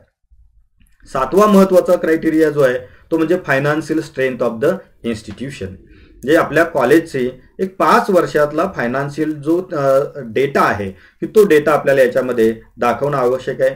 की ज्याच्यामध्ये कॉलेजचं बजेट असेल, बॅलन्स शीट असेल 5 वर्षाची, सॅलरी ग्रँट आपल्याला जी मिळालेली आहे लास्ट 5 इयर्स मधली ती आपल्याला दाखवायची, यूजीसीच्या ग्रँट्स असतील, DST, DBT, RUSA, other ग्रँटीनेट provide करणाऱ्या एजन्सीकडून मिळालेले जे काही ग्रँट्स आहेत त्याचं ॲक्च्युअल त्या ठिकाणी ग्रँट किती रिसीव्ह झाली, युटिलायझेशन किती झालं, त्याचे जे स्टेटमेंट्स आहेत, मग आपण ते कोर्स वाईज त्या ठिकाणी फी कलेक्शन किती केली, मग त्यामध्ये यूजीचे कोर्सेस असतील, पीजीचे कोर्सेस असतील, रिसर्च प्रोग्राम असतील, करिअर ओरिएंटेड कोर्सेस असतील, यासारखे वेगवेगळे कोर्सेस किंवा वेगवेगळ्या स्टेक होल्डरकडून मिळालेले डोनेशन्स आपल्याला मिळालेले असतील तर त्याची लिस्ट आणि अमाऊंट 5 वर्षामधली आकडेवारी आपल्याला सादर करावी लागेल. आपली पॅरेंट ऑर्गनायझेशन देखील संबंधित कॉलेजच्या डेव्हलपमेंटसाठी कॉन्ट्रीब्युशन करत असते. ते डायरेक्टली कधी फायनान्शियल किंवा कधी नॉन फायनान्शियल स्वरूपात असतं तर त्याची माहिती आपण याच्यामध्ये समाविष्ट करू शकता. रिसर्च कॉर्पस फंड आपण त्या ठिकाणी डेव्हलप केलेला असेल तर तो समाविष्ट करावा लागेल. स्टुडंट एड फंड जो आहे तो असेल, आपल्या फिक्स्ड डिपॉझिट्स असतील आणि बँक स्टेटमेंट जी असतील, तर या सगळ्या गोष्टी की ज्याच्यातून आपल्याला आपली फायनान्शियल स्ट्रेंथ ही दाखवता येते तर या गोष्टी याच्यामध्ये आपल्याला तयार ठेवणं आवश्यक आहे. 8वा जो क्रायटेरिया आहे तो म्हणजे motivation and involvement of the faculty in innovative programmes or innovative reforms, की ज्यामध्ये आपण त्या ठिकाणी टीचिंग लर्निंगसाठीचे असतील, त्याचबरोबर मोटिवेशनमध्ये आपण ज्या काही सीड मनी प्रोव्हाइड करत असतो, ड्युटी लिव्ह देत असतो, फंडिंग देत असतो, फेलोशिप देत असतो, प्राइजेस देत असतो, तर यासारख्या गोष्टी आपण मोटिवेट करण्यासाठी टीचरसाठी अलाव करत असतो. त्याचबरोबर त्या ठिकाणी त्यांच्याकडून ज्या काही इनोव्हेटिव्ह ऍक्टिव्हिटी प्रामुख्याने त्या ठिकाणी 3 गोष्टीशी संबंधित, teaching learning, evaluation system, skill development and placement आणि इतर ज्या काही वेगवेगळ्या न्यू मेथड्स किंवा टेक्निक्स आपण यूज करत असाल तर त्याची माहिती आपण याच्यामध्ये देऊ शकता. तर हे ओव्हरऑल 8 क्रायटेरिया आहेत की याच्यामध्ये आपल्याला डॉक्युमेंटेशन करून त्याचे रिपोर्ट जे आहेत ते यूजीसी एक्सपर्ट कमिटी समोर त्या ठिकाणी सबमिट करणं आणि त्यांना प्रेझेंट करणं हे त्या ठिकाणी अत्यंत आवश्यक आहे. की आता या सगळ्या गोष्टी प्रेझेंट केल्यानंतर पुढची प्रोसेस जी आपण सुरुवातीला पाहिली की जेव्हा त्या ठिकाणी यूजीसी एक्सपर्ट कमिटी या सगळ्या गोष्टीचं अनालिसिस करून रेकमेंडेशन करेल, त्यानंतर यूजीसीच्या स्टँडिंग कमिटी पुढे तो रिपोर्ट मांडला जाईल आणि त्यानंतर पुढची प्रोसेस जी आहे ती त्या ठिकाणी सुरू होत असते. जे एकदा आपल्या ॲफिलिएटेड युनिव्हर्सिटीनं नोटिफिकेशन काढून ऑटोनॉमी अवॉर्ड केल्याबद्दलचं डिक्लेरेशन केल्यानंतर आपल्याला पुढची प्रोसेस ही सुरू करता येते. तर अकॅडमिक ऑटोनॉमी मिळाल्यानंतर की आपल्याला नेमके काय काय गोष्टी कराव्या लागतात, तर सर्वात महत्त्वाचा जो भाग आहे तो म्हणजे आपल्याला सीडीसी मध्ये आपली इमिजिएट एक सीडीसी घेऊन त्या ठिकाणी आपल्याला निर्णय घ्यावा लागेल. एक रिझोल्युशन आपल्याला पास करावं लागेल की कोणत्या अकॅडमिक इयर पासून आपण ऑटोनॉमी इम्प्लिमेंट करणार आहोत. बऱ्याच वेळेला असा प्रश्न निर्माण होतो की यूजीसी कडून किंवा आपल्या ॲफिलिएटेड विद्यापीठाकडून मिळणारं लेटर हे मिड टर्मला प्राप्त होतं किंवा एखादी टर्म सुरू होण्याच्या अगदी इमिजिएट पहिल्या मंथमध्ये किंवा 10-15 दिवस आधी प्राप्त होतं. तर अशा वेळेला फार घाई गडबडीनं त्या अकॅडमिक इयरमध्ये ऑटोनॉमी एक्झिक्यूट करता येणं सहज शक्य होत नाही. अर्थात त्यामध्ये काही अडचणी येऊ शकतात, कारण बीयूएसच्या मीटिंग्स असतील, अकॅडमिक काउन्सिलच्या मीटिंग्स असतील, सिलेबस डेव्हलपमेंट असेल, सिस्टम रेडीनेस असेल, यासारख्या खूप साऱ्या गोष्टी याच्यामध्ये असतात. आणि त्यामुळं बेटर वे आपण व्यवस्थित थिंकिंग करून की इमिजिएट फार गडबड न करता नेक्स्ट अकॅडमिक इयर पासून सुद्धा आपल्याला ऑटोनॉमी एक्झिक्यूट करता येऊ शकते. त्याचा योग्य तो उहापोह आणि चर्चा करून सीडीसी मध्ये त्याबाबतचा निर्णय घेणं आणि तसा ठराव पास करणं हे अत्यंत आवश्यक आहे. एकदा तो ठराव पास झाला की त्याच्या इम्प्लिमेंटेशनची प्रोसेस ही प्रिन्सिपल महोदयांच्या माध्यमातून ही सुरू होत असते. मग ते वेगवेगळ्या ऑर्डर्स जारी करून, नोटीस जारी करून पुढच्या वेगवेगळ्या फॉर्मेशनच्या ज्या प्रक्रिया आहेत ते सुरू करू शकतात, की ज्यामध्ये आपल्याला प्रामुख्याने काय करावं लागेल, सीडीसी मध्ये झालेला ठराव पॅरेंट ऑर्गनायझेशनला आणि गव्हर्नमेंटला कम्युनिकेट करावं लागेल की आम्ही अशा पद्धतीने त्या ठिकाणी निर्णय घेतलेला आहे, आम्हाला यूजीसीच्या या पत्रानुसार ऑटोनॉमी मिळाली, आमच्या ॲफिलिएटेड युनिव्हर्सिटीनं काढलेल्या नोटिफिकेशननुसार आम्हाला ही ऑटोनॉमी मिळालेली आहे आणि ही ऑटोनॉमी आम्ही या अकॅडमिक इयर पासून एक्झिक्यूट करत आहोत. ही बाब गव्हर्नमेंटच्या सर्व ज्या संबंधित आपल्या एजन्सी आहेत त्यांना आणि आपल्या पेरेंट ऑर्गनायझेशनला कळवणं, फॉर्मली लेटरच्या माध्यमातून कळवणं हे अत्यंत महत्त्वाचं आहे. तर त्यानंतर पुढचा भाग जो येतो तो म्हणजे कॉन्स्टिट्यूशन ऑफ गव्हर्निंग बॉडी. म्हणजे त्या ठिकाणी गव्हर्निंग बॉडी जी आहे ती त्या ठिकाणी स्थापन करण्याबाबत आपल्याला पॅरेंट ऑर्गनायझेशनचे 5 प्रतिनिधी आवश्यक असतात आणि त्या 5 प्रतिनिधींची मागणी करणारं पत्र हे आपल्याला आपल्या पॅरेंट ऑर्गनायझेशनकडे पाठवावं लागेल. त्याचबरोबर आपल्या गव्हर्निंग बॉडीवरती एक यूजीसीचा प्रतिनिधी असतो जो पुढे आपण पाहणार आहोत, तो त्याची मागणी करण्यासाठी लेटर आपल्याला यूजीसीला पाठवावं लागतं. त्याचबरोबर युनिव्हर्सिटी जी आपली आहे त्या युनिव्हर्सिटीचे रिप्रेझेंटेटिव्ह हे गव्हर्निंग बॉडीवरती असतात, अकॅडमिक काउन्सिलवरती असतात, बोर्ड ऑफ स्टडीमध्ये असतात, फायनान्स कमिटीमध्ये असतात, एक्झाम कमिटीमध्ये देखील आपण त्यांचं प्रतिनिधित्व देऊ शकतो. अर्थात ते मॅन्डेटरी नाही. म्हणजे या पद्धतीने आपल्याला त्यांना कम्युनिकेट करावं लागतं की आम्हाला या बोर्डसाठी आपले प्रतिनिधी हवे आहेत. ती प्रक्रिया आपल्याला सुरू करावी लागते. त्याचबरोबर आपल्या कॉलेजचे जे काही बोर्ड ऑफ स्टडीज आहेत, academic council, finance committee, exam committee फॉर्मेशनची प्रक्रिया सुरू करायला लागते. त्याचबरोबर आपल्याला appointment of controller of exam आणि डेप्युटी कंट्रोलर ऑफ एक्झाम ही आपल्याला प्रोसेस करावी लागत असते. BOS चेअरमनची अपॉइंटमेंट आपल्याला करावी लागते. डीन आपण जर निर्धारित करून देणार असाल, डीन अपॉइंट करणार असाल, तर मग त्यामध्ये आपल्याला जेवढे डीन्स आपल्याला अपेक्षित आहेत की त्या पद्धतीनं कामाच्या सोयीसाठी आपण डीन अपॉइंट करू शकता. ॲडमिनिस्ट्रेटिव्ह ऑफिसर आपण अपॉइंट करू शकता. आणि इतर जो ॲडिशनल स्टाफ जो प्रामुख्याने ऑटोनॉमस कॉलेजसाठी सगळ्यात महत्त्वाचा जो भाग आहे तो म्हणजे जे काम आतापर्यंत विद्यापीठ करत होतं त्यातलं बहुतांश काम हे आता आपल्याला करावं लागणार असल्यामुळं की त्याचा अतिरिक्त भार हा टीचरवरती पडणार नाही या दृष्टिकोनातून प्रॉपरली विचार करून आपण ॲडमिनिस्ट्रेटिव्ह स्टाफ हा ॲडिशनल नेमला तर निश्चितपणे त्या ठिकाणी टीचिंग क्वालिटी हॅम्पर होणार नाही. कारण जर या नॉन टीचिंगचे ज्या ॲक्टिव्हिटीज ज्या आहेत, जे ॲडमिनिस्ट्रेटिव्ह पार्ट जो आहे त्याचं जर बर्डन टीचरवरती वाढत गेलं तर निश्चितपणे त्याचा इफेक्ट जो आहे तो क्वालिटी ऑफ टीचिंगवरती आणि टीचिंग लर्निंग प्रोसेसवरती होऊ शकतो. आणि म्हणून त्या ठिकाणी ऑटोनॉमस कॉलेजनी जर असा ॲडिशनल ॲडमिनिस्ट्रेटिव्ह स्टाफ या वेगवेगळ्या कमिटीज असतील किंवा सगळ्या प्रोसेस असतील त्याच्यासाठी जर अपॉइंट केला तर निश्चितपणे याचा पुढचा जो भाग आहे तो अधिक सोपा होण्यासाठी मदत होऊ शकते. यासाठी अनेक वेगवेगळे मार्ग आहेत. आपण त्या ठिकाणी सेल्फ फायनान्स पद्धतीने लमसमवरती त्या ठिकाणी स्टाफ नेमू शकता. वेगवेगळ्या विद्यापीठातून रिटायर्ड झालेले जे तज्ज्ञ अनुभवी लोक असतात, वेगवेगळ्या विभागामध्ये, परीक्षा विभागामध्ये काम केलेले असतील, ॲप्लिकेशनमध्ये काम केलेले असतील, त्याचबरोबर इतर वेगवेगळ्या विद्यापीठाचे जे महत्त्वाचं फायनान्स डिपार्टमेंट असेल त्याच्यामध्ये काम केलेले लोक असतील की त्यांची मदत आपण त्या ठिकाणी इथे घेऊ शकता. त्यांना देखील आपण कॉन्ट्रॅक्ट बेसिसवरती त्यांची अपॉइंटमेंट करू शकतो. अर्थात अपॉइंटमेंट हा त्या ऑर्गनायझेशनचा आणि इन्स्टिट्यूशनचा भाग आहे, तो त्यांनी त्यांच्या पद्धतीनं तो त्या ठिकाणी करणं अपेक्षित आहे. त्याचबरोबर सर्वसाधारण स्ट्रक्चर जर आपण पाहिलं तर यामध्ये गव्हर्निंग बॉडी आणि CDC हे सध्या तरी पॅरलल सिस्टम्स आहेत. महाराष्ट्र पब्लिक युनिव्हर्सिटी ऍक्ट 2016 जो आहे की त्याच्यामध्ये गव्हर्निंग बॉडी असा कुठेही उल्लेख त्या ठिकाणी अद्याप नाहीये, मात्र लवकरच ती दुरुस्ती होईल असं अपेक्षित आहे. सध्या CDC देखील आपल्याला घ्यावी लागते आणि गव्हर्निंग बॉडीची मीटिंग देखील कंडक्ट करावी लागते. भविष्यात अशी अपेक्षा आहे की या दोन्ही ज्या कमिटी आहेत त्या मर्ज होतील आणि एक त्या ठिकाणी गव्हर्निंग बॉडी हीच त्या ठिकाणी अंतिम अथॉरिटी राहील असं अपेक्षित आहे. मात्र सध्या तरी या दोन्ही कमिटी सेपरेट आपल्याला कंडक्ट करणं आवश्यक आहे. प्रिन्सिपल किंवा डायरेक्टर ऑफ द इन्स्टिट्यूशन, वेगवेगळे जे काही डीन, जसे की आपण त्या ठिकाणी ही उदाहरणादाखल या ठिकाणी हे डीन्स दिलेले आहेत. Dean academic activities, dean student activities किंवा स्टुडंट डेव्हलपमेंट, स्टुडंट सपोर्ट अशा वेगवेगळ्या नावाने त्या ठिकाणी वेगवेगळ्या महाविद्यालयामध्ये हे डीन्स अपॉइंट केले जातात. डीन रिसर्च किंवा डीन रिसर्च अँड डेव्हलपमेंट, त्याचबरोबर dean administration, IQSC coordinator, controller of exam, त्याचबरोबर deputy controller of exam, IQSC coordinator हे सगळे घटक त्या ठिकाणी असतील. त्याच्या खाली असेल academic council, board of studies असतील, वेगवेगळे डिपार्टमेंट्स असतील आणि त्याचे BOS चेअरमन असतील. म्हणजे हे सर्वसाधारणपणे एक स्ट्रक्चर आहे. अर्थात हे स्ट्रक्चर असंच असायला पाहिजे असं नाही, त्या कॉलेजला ती स्वायत्तता आहे त्यांनी त्यांच्या पद्धतीने हे स्ट्रक्चर रिफ्रेम करता येऊ शकतं. आता या संपूर्ण ऑटोनॉमस कॉलेजमध्ये सर्वात महत्त्वाची जी काही अथॉरिटी आहे ती म्हणजे गव्हर्निंग बॉडी. गव्हर्निंग बॉडी ही एक अशी अथॉरिटी आहे की ज्या अथॉरिटीकडून सर्व प्रोसेसेस अप्रूव्ह करून घेणं हे अत्यंत आवश्यक आहे. जसं आपल्या महाविद्यालयामध्ये सध्या कॉलेज डेव्हलपमेंट कमिटी म्हणजे CDC आहे, त्याच पद्धतीने ऑटोनॉमस कॉलेजमध्ये गव्हर्निंग बॉडी ही सर्वात महत्त्वाची आहे. तर यामध्ये सर्वसाधारण स्ट्रक्चर जर आपण पाहिलं, फॉर्मेशन जर आपण या कमिटीचं पाहिलं तर पॅरेंट ऑर्गनायझेशन जी आपली आहे त्यांचे 5 संस्था प्रतिनिधी याच्यावरती मेंबर म्हणून असतात. त्याच्यातले एक या गव्हर्निंग बॉडीचे चेअरमन होऊ शकतात. अर्थात तो त्या इन्स्टिट्यूशनचा ऑर्गनायझेशनचा भाग आहे की कोणाला चेअरमन करायचा हा त्या संस्था त्या ठिकाणी ठरवणार आहेत.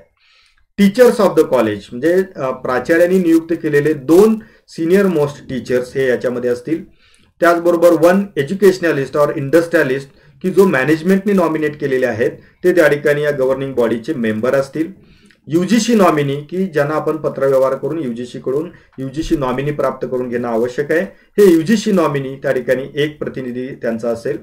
गव्हर्नमेंट ऑफ महाराष्ट्राचा डायरेक्टर ऑफ हायर एज्युकेशनचे डायरेक्टर किंवा त्यांनी नियुक्त केलेले प्रतिनिधी हे या ठिकाणी मेंबर असतील. युनिव्हर्सिटीने नॉमिनेट केलेले व्हीसी नॉमिनी एक असतील आणि प्राचार्य हे एक्स ऑफिशिओ असतील. अशा प्रकारची ही गव्हर्निंग बॉडी ही असते. ही गव्हर्निंग बॉडी ही त्या ठिकाणी कॉलेजला गाईड करण्याचं काम करत असते. त्याचबरोबर वेगवेगळे ऑब्जेक्टिव्ह फुलफिल झाले की नाही याची तपासणी करणं, याचा आढावा घेण्याचं काम करत असतात. वेगवेगळ्या फेलोशिप, स्कॉलरशिप अप्रूव्ह करणं, प्रोग्राम्स अप्रूव्ह करणं, नवीन कोर्स सुरू करण्याला परवानगी देणं, नवीन प्रोग्राम सुरू करण्यासाठी परवानगी देणं किंवा स्टाफ भरणं, रिक्रुटमेंटच्या प्रोसेस राबवणं, यासारख्या अनेक वेगवेगळ्या गोष्टी या गव्हर्निंग बॉडीच्या अधिकार क्षेत्रामध्ये येत असतात. तर दुसरा महत्वाचा भाग जो आहे तो म्हणजे बोर्ड ऑफ स्टडीज. माझ्या मते ऑटोनॉमस कॉलेजमध्ये सर्वात महत्वाची जबाबदारी जर कोणावरती असेल तर ती त्या ठिकाणी बोर्ड ऑफ स्टडीज वरती असते. कारण जो सिलेबस करिक्युलम शिकवला जाणार आहे तो तयार करणारी ही सर्वात महत्वाची अथॉरिटी आहे. यांनी जर त्या ठिकाणी चांगल्या पद्धतीनं सिलेबस इव्हॅल्युएशन सिस्टम डिझाईन केली तर अकॅडमिक ऑटोनॉमी जी आहे ती निश्चितपणे यशस्वी व्हायला मदत होत असते. परंतु इथेच जर काही कच्चे दुवे शिल्लक राहिले तर निश्चितपणे पुढे अडचणी येण्याची शक्यता आपण नाकारू शकत नाही. आता यामध्ये कोणकोणत्या प्रकारचे BOS करायचे याचा अधिकार त्या ठिकाणी सर्वस्वी ऑटोनॉमस कॉलेजला आहे.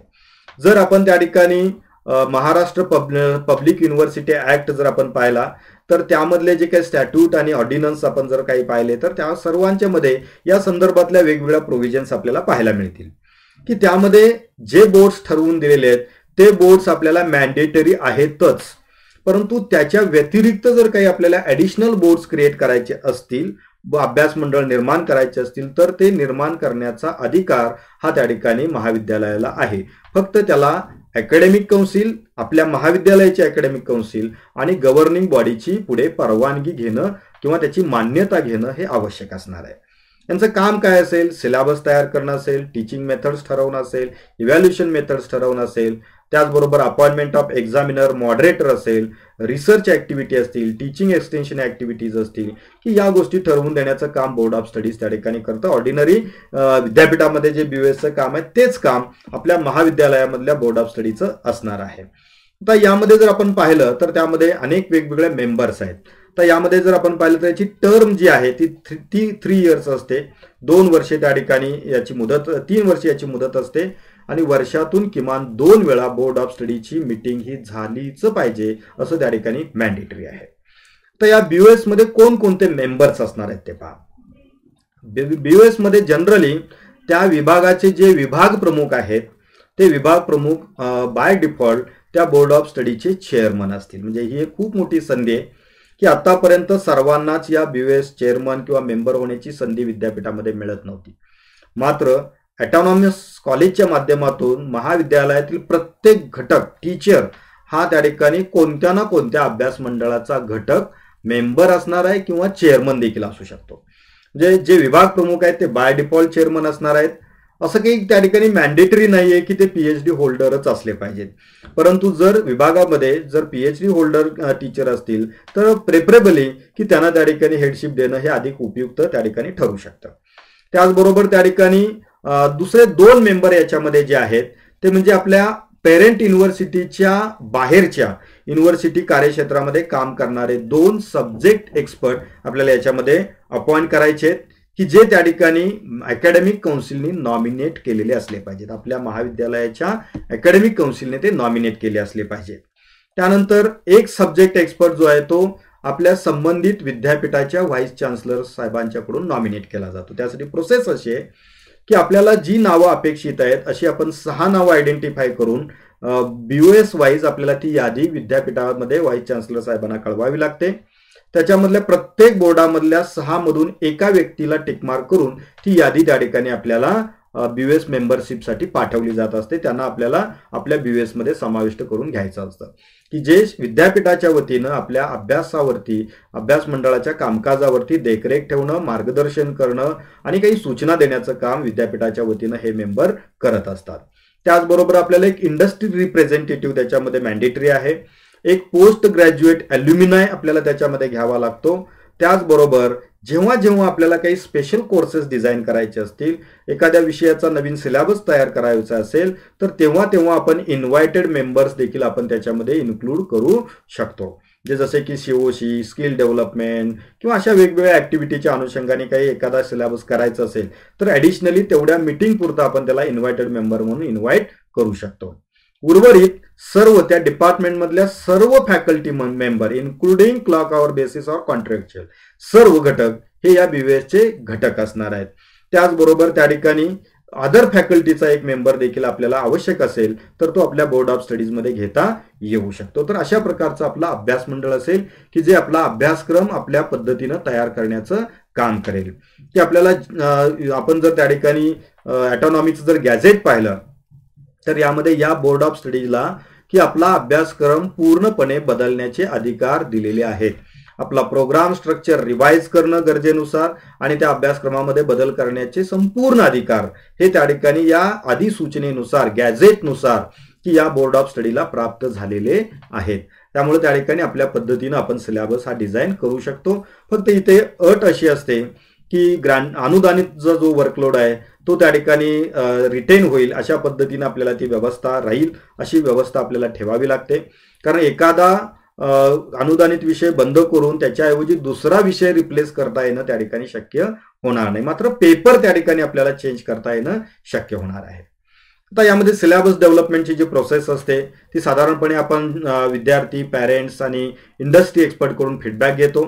बीओएस सब कमिटी आपण घेत असतो. सब कमिटीमध्ये ड्राफ्ट सिलेबस तयार केला जातो. बोर्ड ऑफ स्टडीमध्ये तो फायनल केला जातो आणि अकॅडमिक काउन्सिलमध्ये तो अप्रूव्ह केला जात असतो की ज्यामध्ये programme structure, programme outcome, course outcome, eligibility of the teacher, workload, credit points, teaching learning methods, evaluation pattern, passing criteria यासारख्या गोष्टी आपण प्रिस्क्राईब करून घेत असतो. जे हे एक सर्वसाधारणपणे बीओएसचं कामकाजाचं स्वरूप असल्याचं आपल्याला दिसून येईल.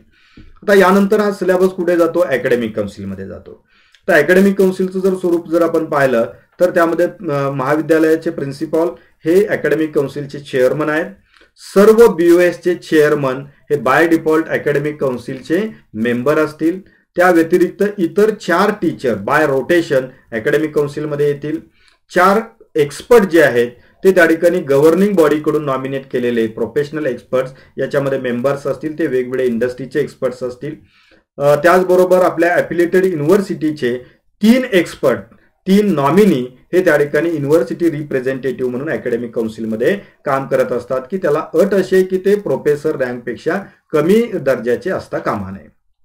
त्याचबरोबर प्रिन्सिपॉल हे त्या ठिकाणी एका टीचरला त्या महाविद्यालयातील टीचरला सेक्रेटरी म्हणून अपॉइंट करतात की ज्यांनी या अकॅडमिक काउन्सिलचं कामकाज पाहणं अपेक्षित आहे. याची मुदत 3 वर्षे असते. वर्षातून किमान 2 मीटिंग्स कंडक्ट करणं अत्यंत आवश्यक आहे. याच्यामध्ये सिलेबस अप्रूव्ह करणं, प्रोग्राम अप्रूव्ह करणं, नवीन प्रोग्राम सजेस्ट करणं, नवीन विषय सजेस्ट करणं, नवीन अकॅडमिक ऍक्टिव्हिटी सजेस्ट करणं यासारख्या गोष्टी करणं, फेलोशिप असेल, स्कॉलरशिप असेल यासारख्या गोष्टीचं प्रस्ताव गव्हर्निंग बॉडीकडे देणं हे काम जे आहे ते प्रामुख्याने अकॅडमिक काउन्सिल हे करत असतं. त्याच्या डिटेल गाईडलाईन आपल्याला गॅझेटमध्ये देखील पाहायला मिळू शकतील. अर्थात या अकॅडमिक काउन्सिलचं सगळ्यात महत्त्वाचं कामकाज जे आहे ते म्हणजे गव्हर्निंग बॉडीला हे ॲडवाइस करतात. ॲडवाइस करणारी ही एक महत्त्वाची अथॉरिटी आहे की यांना सिलेबस स्क्रुटिनी करण्याचा, अप्रूव्ह करणं किंवा त्या ठिकाणी रिजेक्ट करण्याचा देखील अधिकार अकॅडमिक काउन्सिलला असतो. ते त्यामध्ये सजेशन सुचवू शकतात. आता पुढची कमिटी असते फायनान्स कमिटी. फायनान्स कमिटीचे चेअरमन हे कॉलेजचे प्राचार्य असतात, ज्यामध्ये मॅनेजमेंटचा एक प्रतिनिधी म्हणजे पॅरेंट ऑर्गनायझेशनच्या मॅनेजमेंटनी नियुक्त केलेला एक प्रतिनिधी त्याच्यामध्ये असतो. आपल्या ॲफिलिएटेड युनिव्हर्सिटीचे फायनान्स ऑफिसर हे बाय डिफॉल्ट प्रतिनिधी असतात आणि एक सिनियर मोस्ट टीचर हे त्या ठिकाणी प्राचार्यांच्याकडून या फायनान्स कमिटीवरती नॉमिनेट केले जात असतात.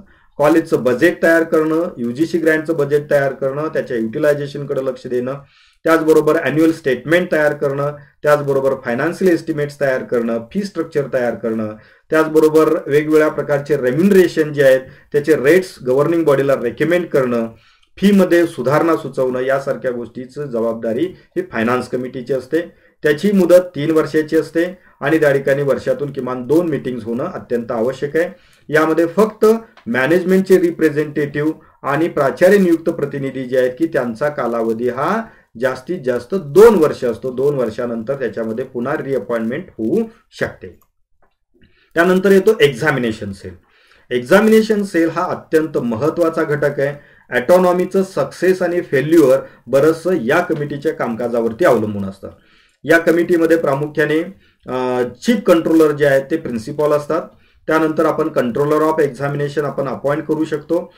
ते कोऑर्डिनेटर म्हणून काम करतात. आपल्याला आवश्यकतेनुसार एक किंवा एकापेक्षा अधिक deputy controller of exam appoint करता येतात. अनेक महाविद्यालयामध्ये आर्ट्ससाठी एक डेप्युटी कंट्रोलर, कॉमर्स, सायन्स असे वेगवेगळे deputy controller of exam appoint केले जातात. इव्हॅल्युएशन एक्सपर्ट एक त्यामध्ये आपल्याला नियुक्त करावा लागतो.